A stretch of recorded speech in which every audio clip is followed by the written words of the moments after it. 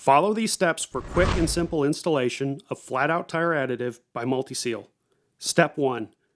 Confirm dosage on the back of the bottle for your application. Note that the dosage recommendations are per tire. This would also be a great time to put on your safety glasses.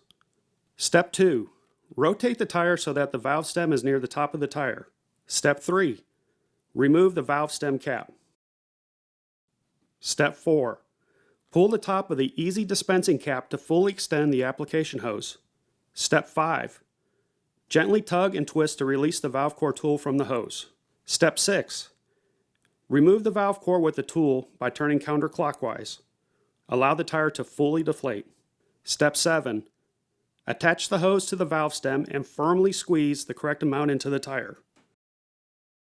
Step 8. Replace the valve core with the tool. Step 9. Reinflate the tire to manufacturer specifications. Step 10. Replace the valve stem cap. At this point, nothing else is required other than for you to start using your vehicle or equipment and enjoying 24/7 protection from flats or slow leaks. For any questions or troubleshooting tips, please visit our website.